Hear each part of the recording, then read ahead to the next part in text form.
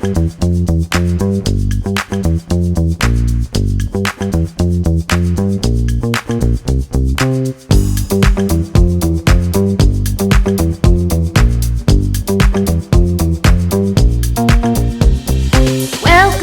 to the Glen Alex Show,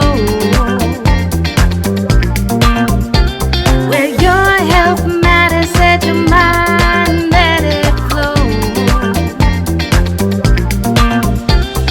Joyful, connected, confident, complete. Let Glen Alex help you back on your feet. The Glen Alex Show.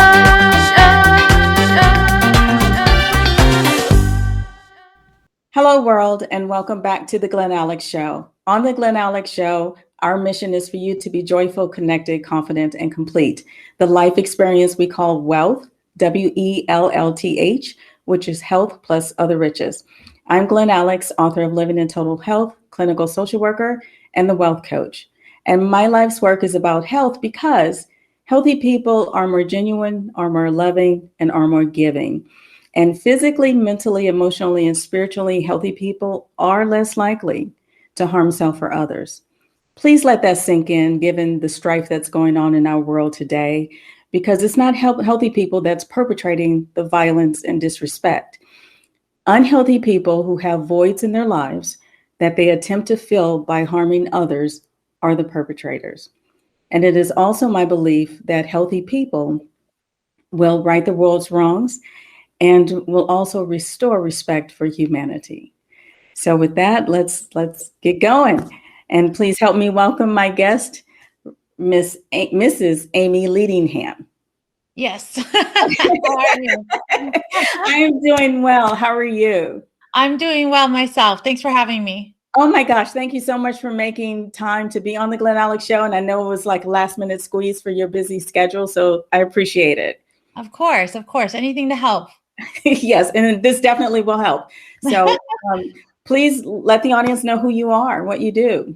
Yeah. So my name is Amy Leadingham, like she said, Master Certified Relationship Coach, and I help singles take charge of their love life.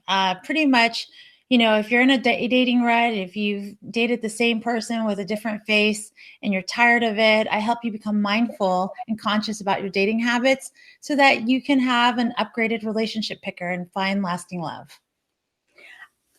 That's great. And I have to say that I've come across dating experts before, and they never presented it that way.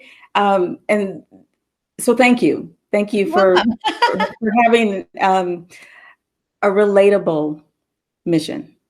Absolutely. I mean, a lot of it is my own personal story. Like I really sucked at dating before, and I don't think I had a great relationship picker. So I had to work on myself to fix my picker. And that's when I found the love of my life. So that's why I do what I do. Well, congratulations. I'm a clinical social worker. So I was in session with a client about 3 weeks ago, and I kind of heard this here and there throughout 2020. However, during my session with her, it became clear to me that people are still dating because she met her boyfriend less than 6 months ago. And the light bulb just went off. And I'm like, are we still in the lockdown, or what's going on? How does this work? And so that's why I wanted to bring you on to help people understand the changes in pandemic dating and what's different and what they need to know. Yeah, I actually think the pandemic has helped dating in a way, because prior to the pandemic, we were running rapid with both hookups. Everyone was doing this swipe, let's meet up, let's hook up. Okay. No one was really slowing down and getting to know each other. And since this pandemic has started, a lot of the singles have slowed down and taken dating really seriously and focusing on getting to know a person and connecting with them in a much deeper way before even kissing them or holding their hand. So I think, it's actually made us go back to the old school ways, which I don't have a problem with. Okay, that is Very interesting. I hadn't thought of it that way. I was thinking more along the lines that the loneliness would force people into bad decisions as far as dating. Yeah, and that's what's interesting about this is I think prior to the pandemic, a lot of people were distracted. They would go out and have fun, do things. They had things to enjoy their life with. And then when they sat alone at home, now through a pandemic, they started looking at themselves and they were willing and open to do the work that they had previously avoided. So a lot of them reached out to me and started saying, "Hey, I really need to like work on myself. I'm realizing I do want a partner." And because they were feeling lonely. Yeah, absolutely. So that led to, a lot of people meeting with online dating, and online dating is probably, I got to say, it's boosted, I think at least 20%. I think Bumble showed, don't quote me on the number, but I think an increase of 20% of new daters. So all these people that were too shy to online date or scared of it totally said, screw it, I'm going to do it. I'm making the moves now. you know? So yeah. That's really encouraging to know that loneliness has moved people into some reflection. Yeah. And to making positive and constructive changes for themselves. I love hearing that. I love hearing that. So thank you for being there for them.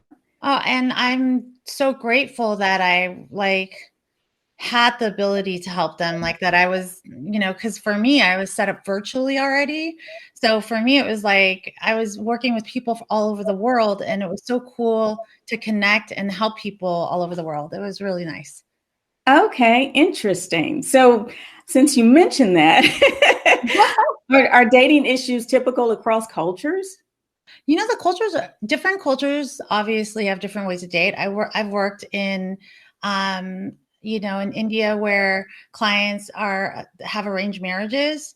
And so those are a little different because they work with a matchmaker too, and they go through a bio. And I actually help them figure out their non-negotiables, what kind of questions to ask. But usually their parents have already been doing the vetting. And then it's them that are like, I'm not sure how to pick a person. What should I consider before picking this person? And there's a lot more to it too, because there's different sects and there's all sorts of things that make dating a little bit different there. In countries like I had a client in Romania, totally different as well.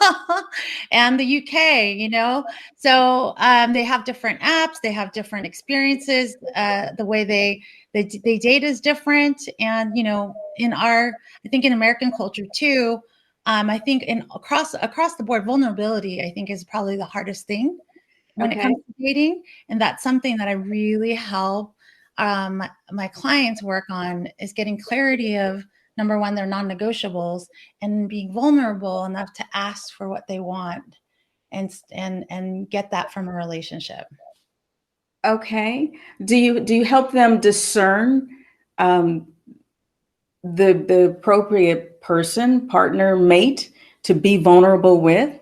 Absolutely. So they get clear about their non-negotiables, and the whole process is about slowly vetting the person across from you and being vulnerable, showing bits of vulnerability and sitting across from them and seeing how that person reacts to it.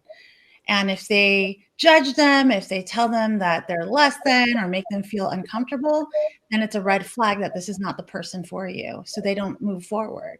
But when they open up like that slowly in a safe, smart way, they start seeing that connection happen. And that's where the relationship just happens. It's like fireworks.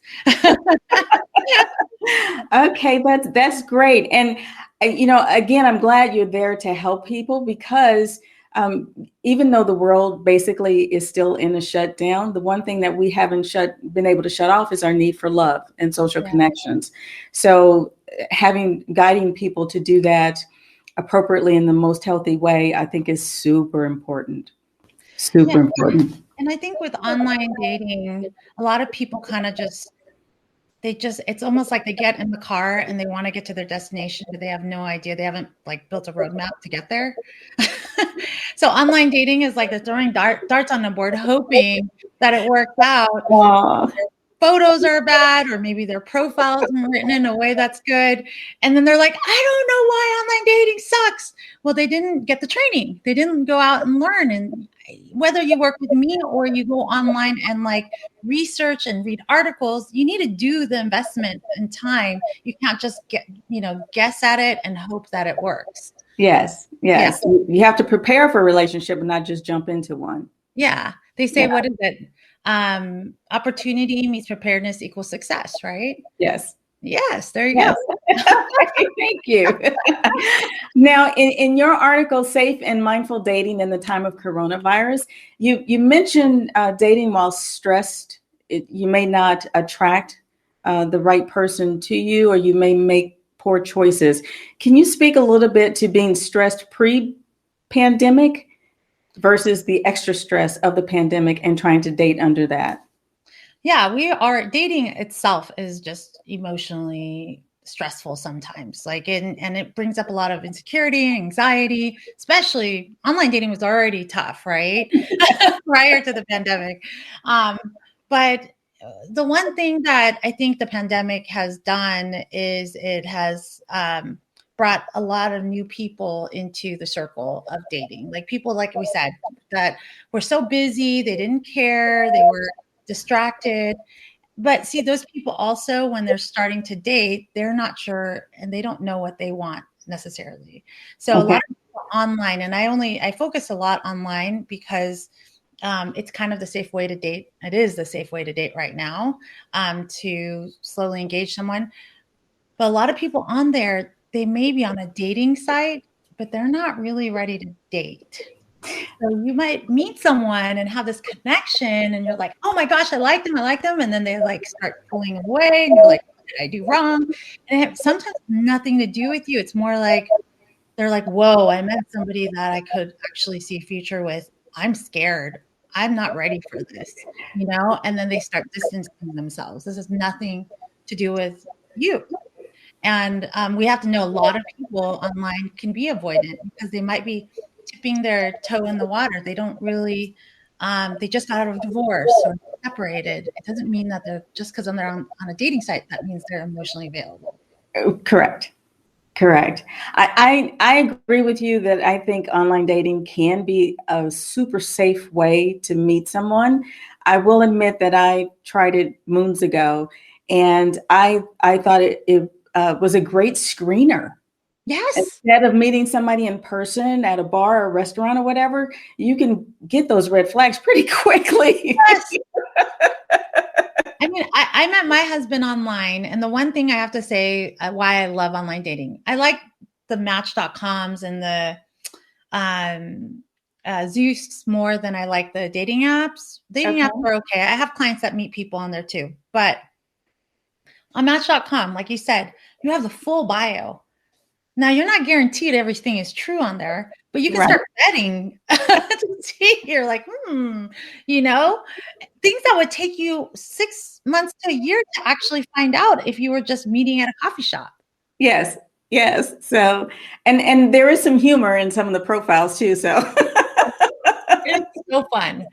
My client and I, when we go on, online, and I call it shopping. I'm like, let's go shopping. And we'll go on and we'll look at people and I'm like, okay, this is a good profile. Like this person, you can tell by the way people write about themselves, right? You totally can. Yes. Yeah. That's why I think it's a great screener. So yeah. In your article also, you mentioned some tips for dating safely. Can you share those with us? Yes. So I will tell you, because online dating has gone up like 20%, 30%, whatever the number is, so has scamming, and so it's really important for us to be super smart when it comes to online dating. If somebody is on there just talking to you and never wanting to meet you in person, never wanting to talk to you on the phone, literally just doing a pen pal, and then they start asking you for money. Like all these things are massive red flags. And they usually have a sob story about their child or something is going on, but you have to be able to be smarter than that. And I know the emotional part feels so good Yes. that you want it to be real, but you're getting into online dating so that you can meet someone and have like a physical and like loving relationship, right? And if Right. that's the case, then you got to avoid these emotional online relationships. Pen pals are red flags. Well, and asking for money. Asking for money is a red flag. Pen pals are red flags. Um, don't let them know where you live. Meet at a public place. All these things really play in part of your safety. And I actually didn't even let my husband come to my house until after 5 dates. I really wanted to make sure I knew who he was as a person. Yes. So take your time. Time is your friend. Time is your friend. So, would you recommend not meeting in person right now at all? Right now, what I would recommend is that you do a couple of phone calls and then move it to a Zoom date. And you can do fun virtual dates. Like you can take a tour of the Louvre, or you can, do a cooking class together. I don't know. There's so many virtual, I just looked them up today. So many virtual date ideas that are fun to get to know each other. And then you do that like 2-3 times. And then if the chemistry is there, then you meet in person and you do like a social distancing, like hike or walk in the park to see if there's actual in-person chemistry. And then you both come up with a game plan. You say, okay, well, for our health and safety, what is your comfort level? What does this look like? And then you guys figure it out. Well, that sounds simple enough, but we both know people typically are not that forthcoming. When I ask, well, I may be too shy to ask, well, what are you comfortable with? What do you want? And then be too shy to express my own desires and needs. How do you work with that? That's where the work really has to come in. If you're having a hard time with asserting your boundaries, then there's some work that you need to do on yourself, right? Because at the end of the day, you won't get your needs met unless you ask for them. And and that's the truth. I have a client that just texted me today and he went through that same process of dating. He's like, I don't know if I should say something. Should I hold her hand?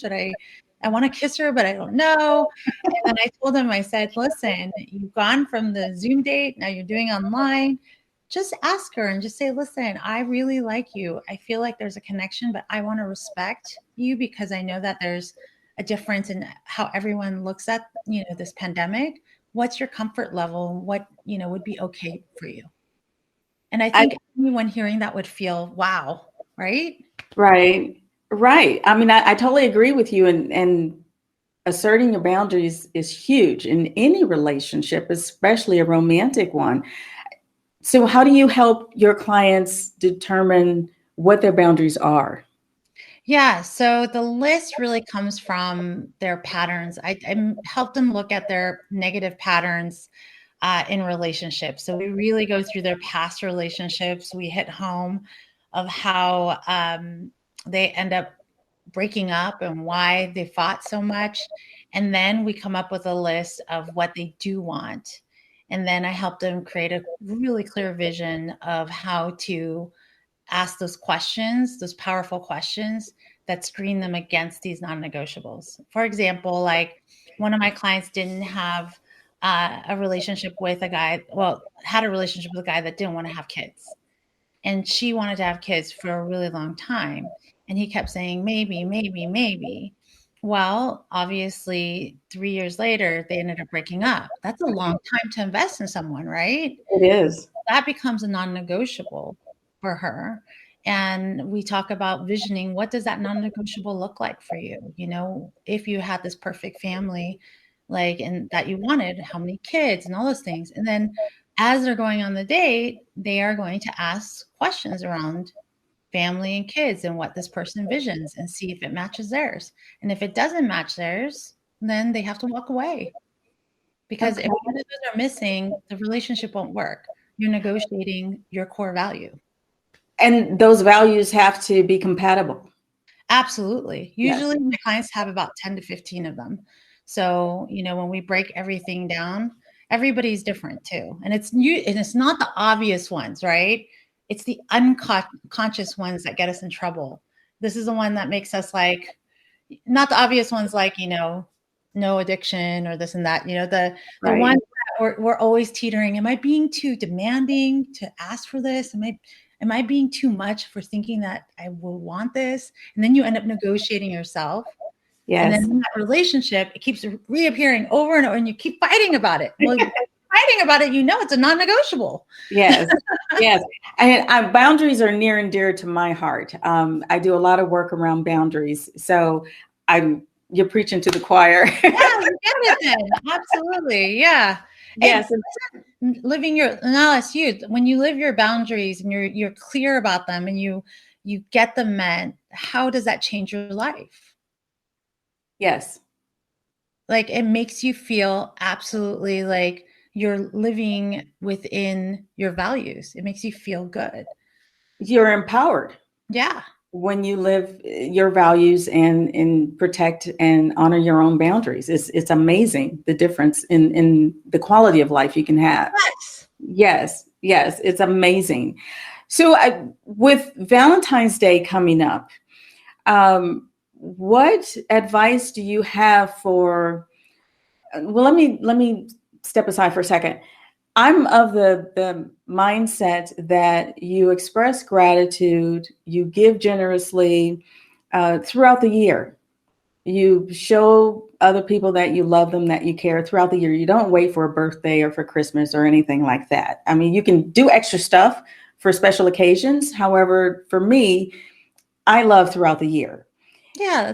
So what advice would you give for either a new couple or a couple that's been together for a while on how to be of the loving mindset more than just one day?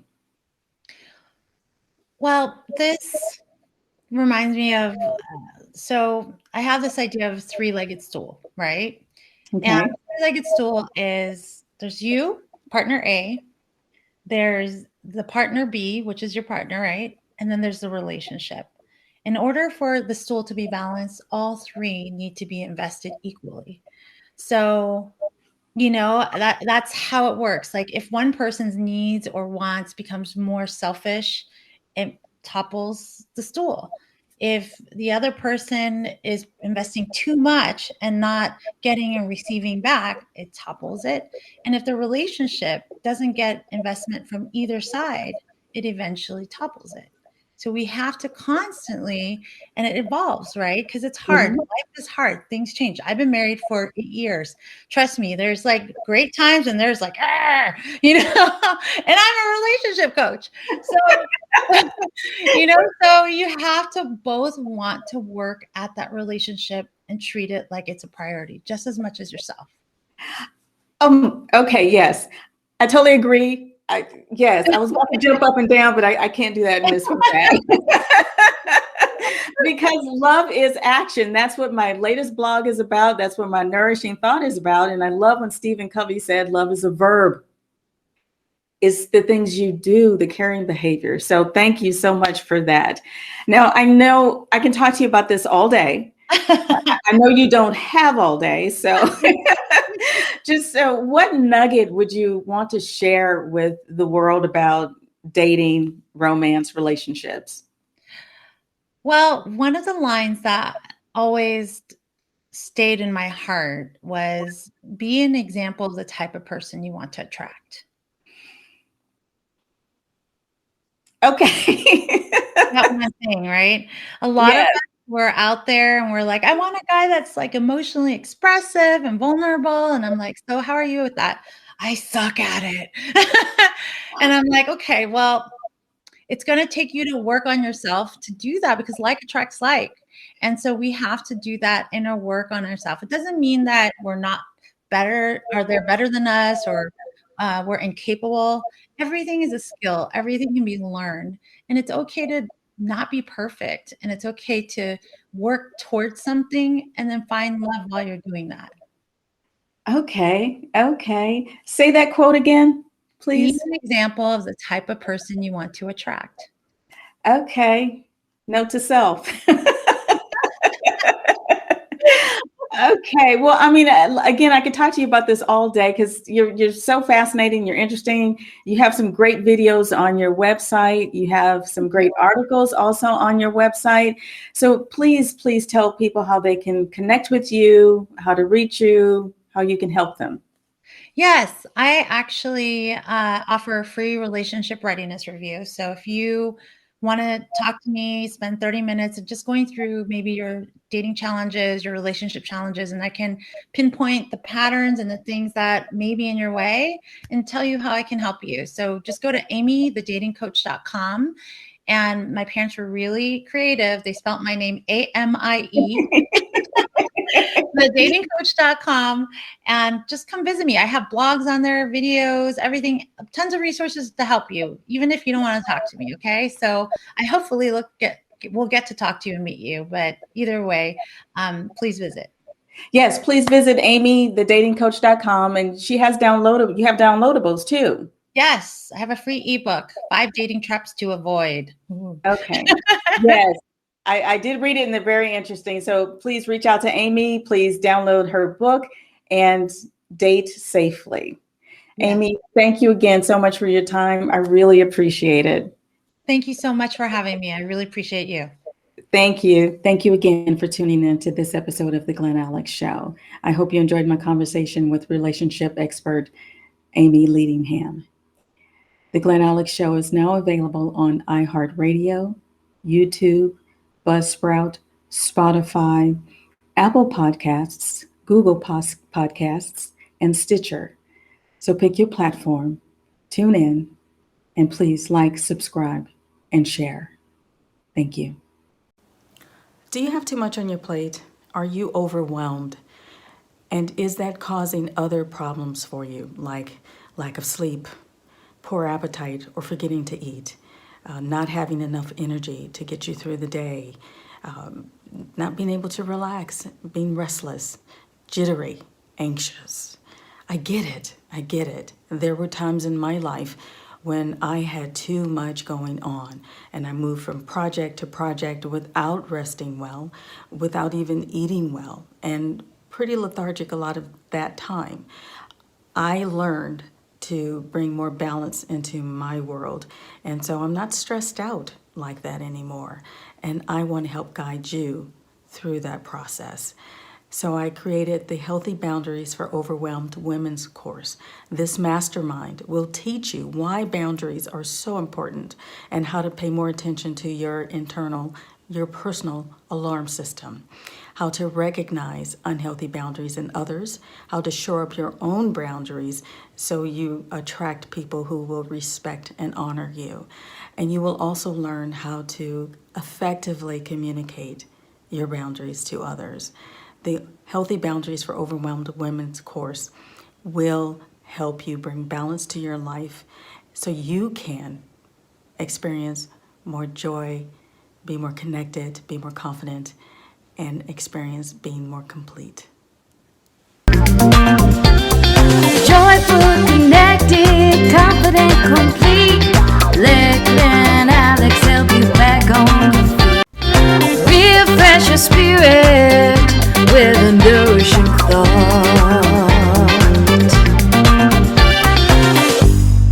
Please allow me to leave you with this nourishing thought. Stephen Covey said, "Love is a verb." Yes, Stephen nailed it. A verb is an action word, and love is action. Unfortunately, too many people believe that loving feeling is what creates the acts of love. So when you don't feel it, you don't do caring behaviors for loved ones. The opposite is true, however. It is the caring behaviors, those acts of love, that produce the feelings and sensations of love. This is huge. So while you may think you have fallen out of love, you probably just stopped doing the caring behaviors that generated your love connection in the first place. So do something loving. You can start with my blog, Love is in the Doing, on glenalex.com to rekindle those feelings and sensations of love. Because after all, love is a verb. And until next time, be well.